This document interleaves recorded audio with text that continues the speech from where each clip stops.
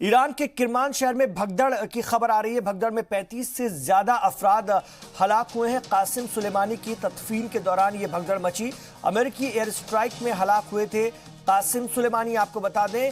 और general Qasem Sulemani की तदफीन के दौरान ये भगदड़ मची है ईरान के किरमान शहर में, जहां पर उनका आबाई गांव है, एक शहर है, वहां पर उनकी तदफीन हो रही थी।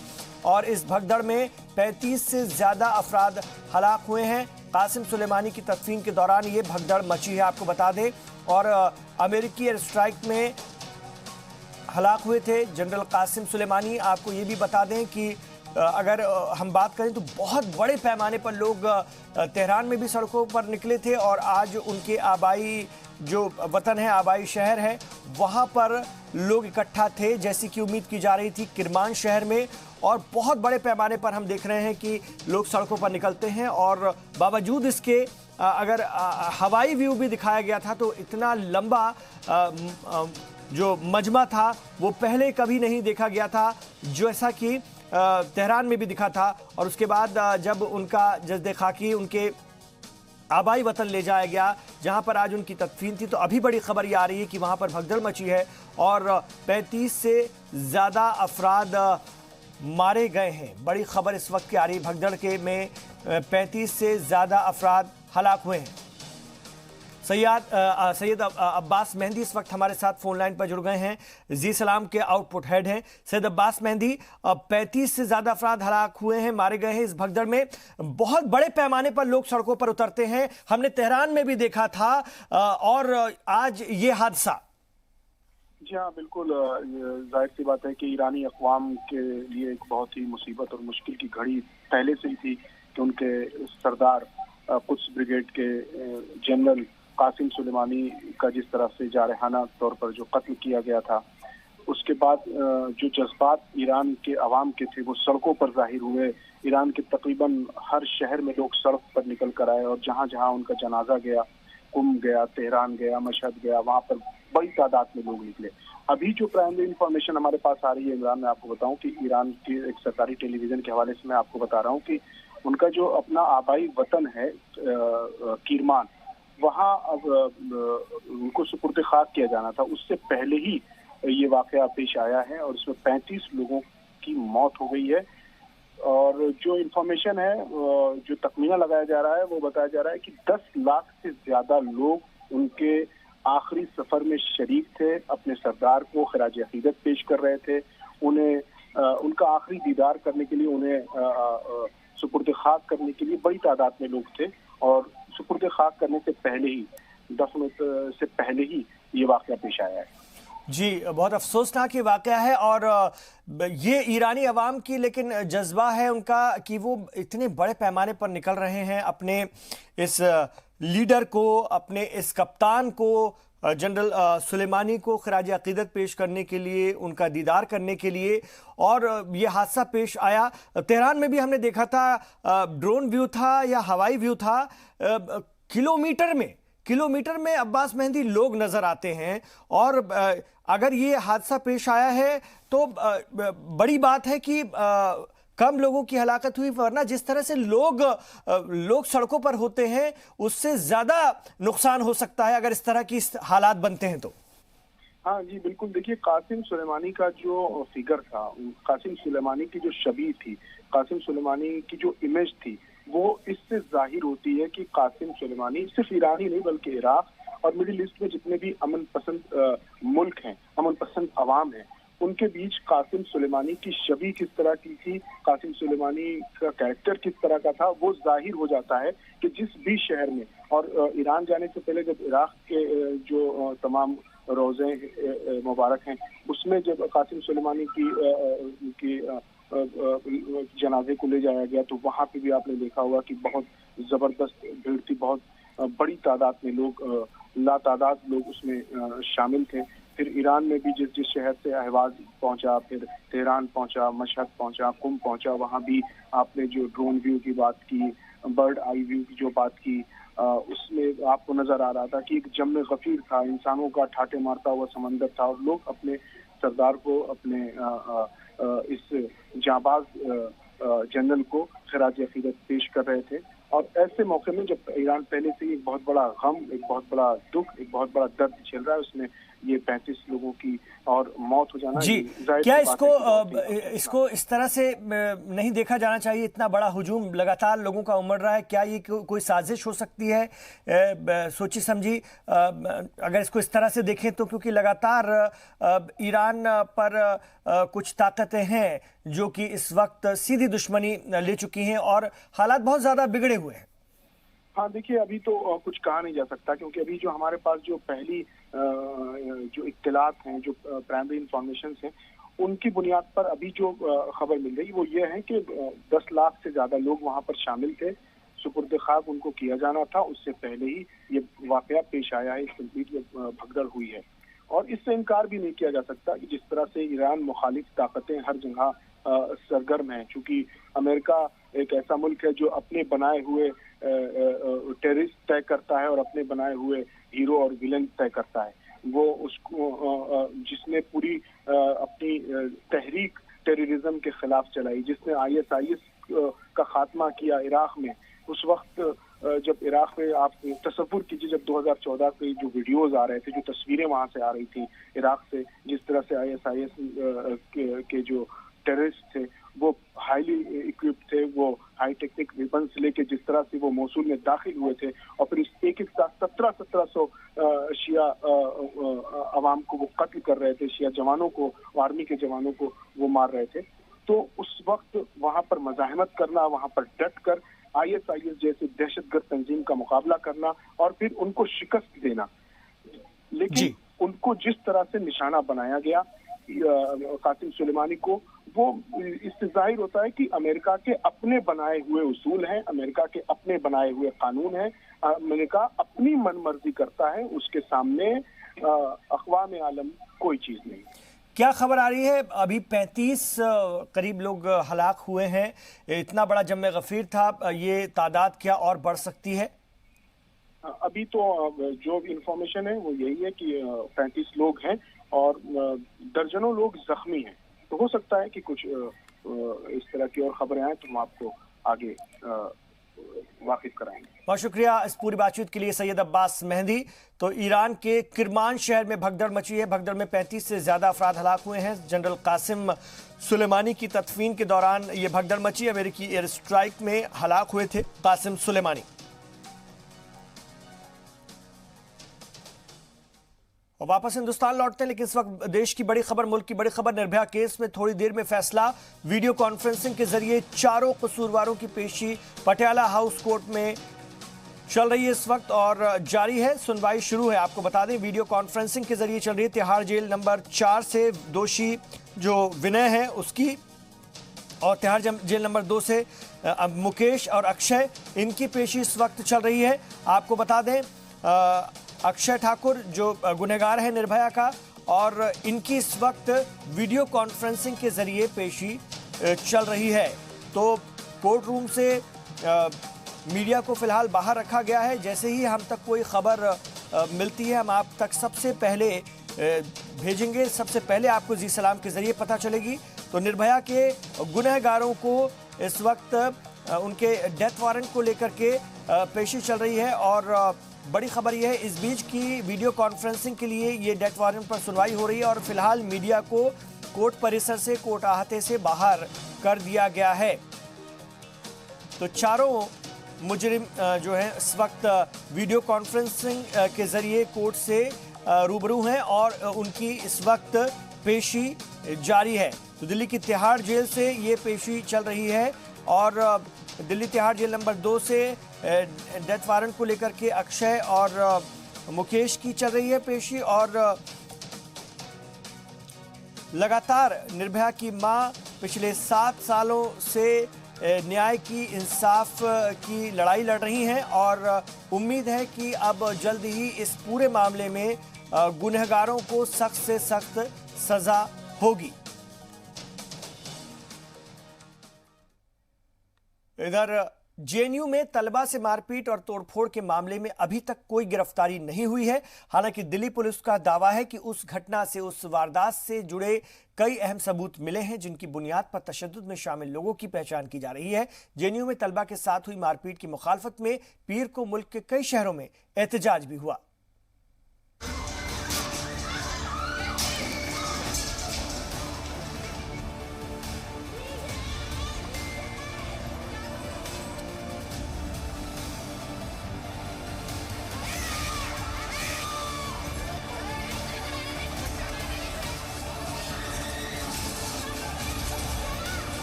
दिल्ली की जवाहरलाल नेहरू यूनिवर्सिटी में इतवार को हुए तशद्दुद में पुलिस को कई अहम सुराग मिले हैं। अब तक मिले सबूतों की बुनियाद पर तशद्दुद करने वालों की पहचान की जा रही है। दिल्ली पुलिस के जराये का दावा है कि तशद्दुद के लिए लेफ्ट और एबीवीपी दोनों ने बाहरी लोग बुलाए थे।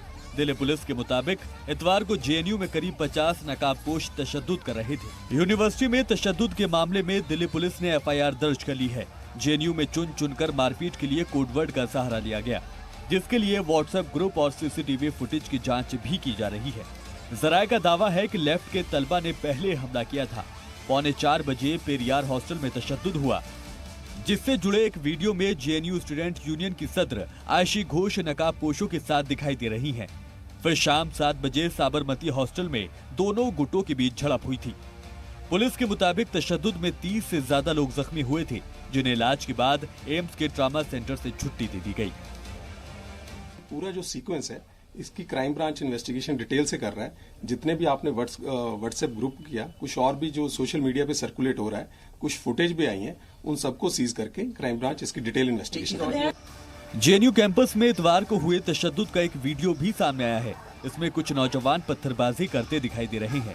इनके हाथ में लाठी डंडे भी हैं। ये तस्वीरें जेएनयू में लगे सीसीटीवी में रिकॉर्ड हुई है। पत्थरबाजी करने वाले ज्यादातर नौजवानों ने अपने चेहरे नकाब से ढक रखे थे। कुछ तलबा ऐसे भी हैं जिनके चेहरे पर नकाब नहीं है और इन्हें आसानी से पहचाना जा सकता है। अभी तक ये साफ नहीं हो पाया है कि ये नकाबपोश पत्थरबाज लेफ्ट हामी हैं या फिर इनका ताल्लुक एबीवीपी से है। फिलहाल वीडियो की बुनियाद पर पुलिस इन लोगों की पहचान कर रही है। वहीं जेएनयू स्टूडेंट यूनियन ने यूनिवर्सिटी के वाइस चांसलर को फौरन हटाने की मांग की है। अगर इस वाइस चांसलर के पास इतना भी मॉरल एथिक्स रहता तो अब तक रेजिग्नेशन दे दिया होता, लेकिन अगर उसके पास नहीं है तो ये इंश्योर तो जरूर हम करेंगे कि उसका रिमूवल इमीडिएटली लिया जाए, क्योंकि this is not tolerable. This is not tolerable. An attack on me with iron rod is an attack on the 8500 students who have voted me. JNU में हुए तशद्दुद के खिलाफ पीर को मुल्क के कई हिस्सों में एहतजाजी मुजाहरे हुए। मुंबई में हुए एहतजाज के दौरान एक लड़की ने फ्री कश्मीर का पोस्टर हाथ में ले रखा था।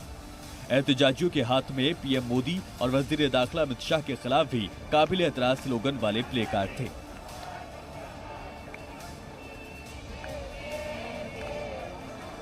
इंडियन यूथ कांग्रेस ने दिल्ली में इंडिया गेट तक मार्च किया। इस मार्च में बड़ी तादाद में कांग्रेस कारकुनान ने हिस्सा लिया। कोलकाता की जादवपुर यूनिवर्सिटी में एबीवीपी और लेफ्ट हामी तलबा ने एक दूसरे के खिलाफ एहतजाज किया। एहतजाज के दौरान एबीवीपी और लेफ्ट हामी तलबा में झड़प हो गई। एहतजाजी तलबा ने पुलिस से भी हाथापाई की।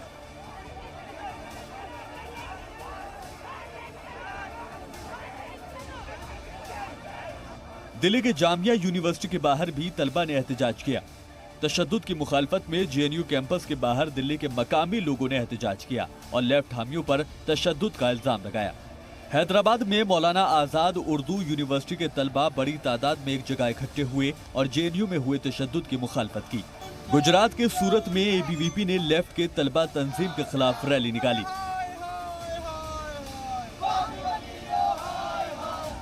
वाराणसी में भी एबीवीपी के हामियों ने बनारस हिंदू यूनिवर्सिटी के बाहर लेफ्ट के तलबा की तंजीमों के खिलाफ जमकर नारेबाजी की और पुतले भी जलाए।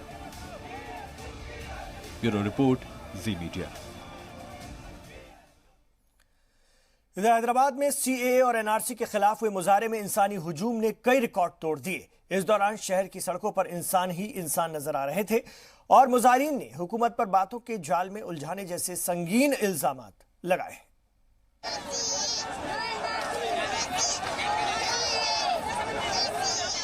सीएए और एनआरसी के खिलाफ आवाज उठा रही ये छोटी सी बच्ची हो या एहतजाजियों के हाथ में मुल्क की गंगा जमुनी तहजीब पर मबनी कौमी यकजहती के poster.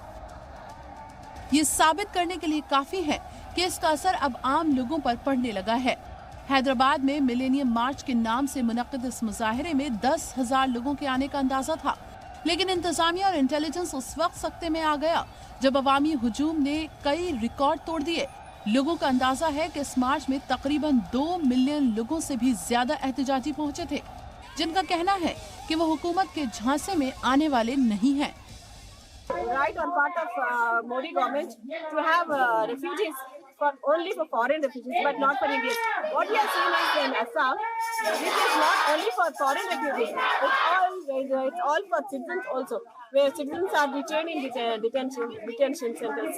Everybody is educated, and he will not be misled by his flowery words. If he withdraws right now on having dialogue with the citizens of India, हम बहुत appreciate करते हैं जो भी तेलंगाना गवर्नमेंट ने मूव लिया है इन NRC के खिलाफ। I really appreciate that in supporting the citizens, and he believes that we are all Indians. हम सब साथ हैं, हम सब साथ लड़ेंगे। हैदराबाद और मुल्क के दीगर शहरों में मुसलसल हो रहे मुजाहिरे को देखते हुए मुमलिकती वजीर जी किशन रेड्डी ने इसके लिए अपोजिशन पर बरगलाने का इल्जाम लगाया है। उन्होंने कहा कि इसीलिए बीजेपी अरकान जगह जगह लोगों से मिलकर गलतफहमियां दूर कर रहे हैं। बीजेपी की जानिब से हो रहे हिमायती मार्च पर कांग्रेस लीडर दिग्विजय सिंह ने तीखा तंज किया है। उन्होंने कहा है कि पहले वो खुद समझ लें कि उनके वोटर्स को कितनी परेशानी उठानी पड़ेगी। कुछ विपक्षी दल बहुत गलत प्रचार करके जनता के बीच में रिलीजियस के नाम पर बंटवारा करना चाहते हैं, मतभेद लाना चाहते हैं। भारत सरकार जो सिटीजन अमेंडमेंट लाए हैं उसमें कोई रिलीजियस के खिलाफ नहीं है। मैं भारत सरकार के ओर से भारत के सभी मुस्लिम भाई बहनों को मैं विश्वास दिलाना चाहता हूं, अवगत करना चाहता हूं, कोई मुस्लिम भाई बहन भारत के सिटीजन है, कोई देश छोड़ के जाने का कोई जरूरत नहीं है। पहले वो पहले खुद समझ लें कि उनके मतदाता भाइयों और बहनों को क्या क्या सर्टिफिकेट देने पड़ेंगे, उसके बाद वो काम करें। तो क्या लगता है सर, अज्ञान है वो लोग? तो मैं कहता हूँ उनको खुद को मालूम नहीं कि एनआरसी क्या है। मुल्कगीर पैमाने पर हो रहे एहतजाज के दौरान हो रहे हंगामों को फसाद का नाम देने वालों पर सलमान खुर्शीद ने सवाल उठाए हैं। इस दौरान कांग्रेस लीडर ने मजीद कहा कि ऐसे तशद्दुद सिर्फ बीजेपी इख्तिदार वाली रियासतों में ही क्यों हो रहे हैं। हैदराबाद में हुए मिलेनियम मार्च में तमाम सियासी जमातों के अलावा समाजी व मजहबी तंजीमों ने भी शिरकत की।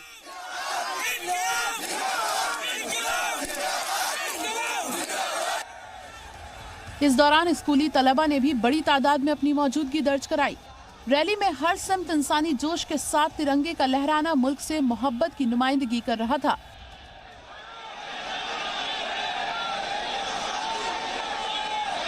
इंतजामिया के दावों से कई गुना मार्च में पहुंचे इंसानी हुजूम के बावजूद मुजाहिरे का पुरअमन बने रहना दूसरी रियासतों के लिए एक सबक है, खासतौर से उन रियासतों के लिए जहां तशद्दुद के नाम पर एहतजाजियों के खिलाफ पुलिस जुल्म और ज्यादती कर रही है। ब्यूरो रिपोर्ट, जी मीडिया। जेएनयू में तशद्दुद को लेकर वाइस चांसलर ने आज एक प्रेस कॉन्फ्रेंस की। उन्होंने कहा कि 5 जनवरी का वाकया अफसोसनाक है। पुलिस के आने के बाद हालात काबू में आए। जेएनयू हर तनाजे का हल बातचीत से निकालना जानता है। तो बड़ी खबर आ रही है इस वक्त की। जेएनयू में तशद्दुद को लेकर वाइस चांसलर ने एक प्रेस कॉन्फ्रेंस की है और उन्होंने कहा है कि 5 जनवरी का वाकया अफसोसनाक है। पुलिस के आने के बाद हालात काबू में आए। जेएनयू हर तनाजे का हल बातचीत से निकालना जानता है। The incident that took place on Sunday is a very unfortunate incident. Our campus is known for debates and discussions to resolve any issues. Violence is not the solution. We will find every opportunity to make sure that normalcy returns to the university. I am glad to inform you that the data servers have become functional now. The registration process is now back. All the students, whether they are in the campus or outside the campus, using the online means, they can register for the winter semester. Let us make a new beginning. Let us put all the past, whatever has happened, behind, and let us work together to make this university a great university. Delhi के JNU में हुए तशद्दुद के बाद मुल्क भर में ABVP और NSUI student union में तनातनी का माहौल है। अहमदाबाद में एबीवीपी और एनएसयूआई के कारकुनों के बीच झड़प हो गई। दोनों ग्रुप में मारपीट की भी खबर आ रही है। जेएनयू तशद्दुद को लेकर एनएसयूआई अहमदाबाद में एबीवीपी के दफ्तर के सामने एहतजाज कर रही थी और इसी को लेकर दोनों फरीकों में कहासुनी हुई और फिर मारपीट शुरू हो गई।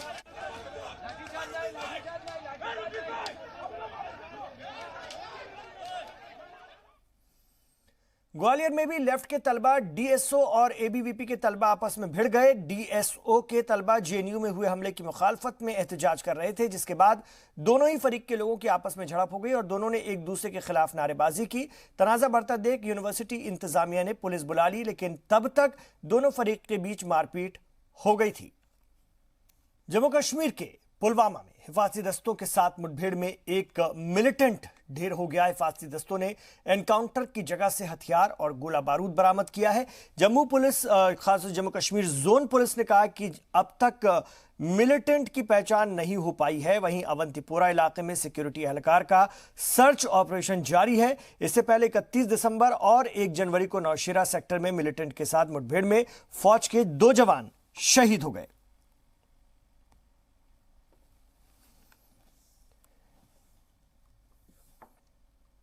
टीम इंडिया के साबिक कप्तान महेंद्र सिंह धोनी इन दिनों अपने घर वालों के साथ उत्तराखंड के पहाड़ी इलाकों में बर्फबारी का लुत्फ उठा रहे हैं। धोनी की बेटी जीवा का वीडियो वायरल हो रहा है, जिसमें जीवा गिटार बजाते हुए गाना गा रही है। वहीं दूसरी तस्वीर में महेंद्र सिंह धोनी की बेटी जीवा कुत्ते से के साथ खेलती नजर आ रही हैं। बताया जा रहा है कि बर्फ के बीच मस्ती का वीडियो धोनी की अहलिया साक्षी ने बनाया है और महेंद्र सिंह धोनी की फैमिली के साथ मस्ती का ये वीडियो अब सोशल मीडिया पर भी वायरल हो रहा है।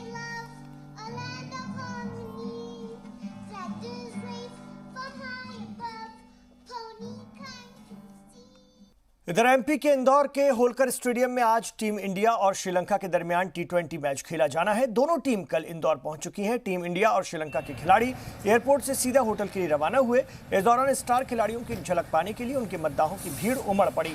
दोनों टीमों के बीच खेले जाने वाला पहला मुकाबला रद्द हो गया था, लिहाजा आज इंदौर में होने वाले मैच से ही सीरीज का आगाज हो रहा है। T20 मुकाबले के लिए पिच क्यूरेटर तापस चटर्जी ने मैदान का जायजा लिया। साथ ही एमपीसीए के पिच क्यूरेटर समंदर सिंह चौहान भी मौजूद थे। चटर्जी पिच की कंडीशन से मुतमईन नजर आए। ओस के लिए केमिकल स्प्रे किया गया और इस बार काली मिट्टी की पिच तैयार की गई है। ओस को देखते हुए ऐसा लग रहा है कि बाद में बल्लेबाजी करने वाली टीम फायदे में होगी। वहीं सिक्योरिटी के लिए 1500 इजाफी जवानों को तैनात किया गया है। श्रीलंका की अगर बात की जाए तो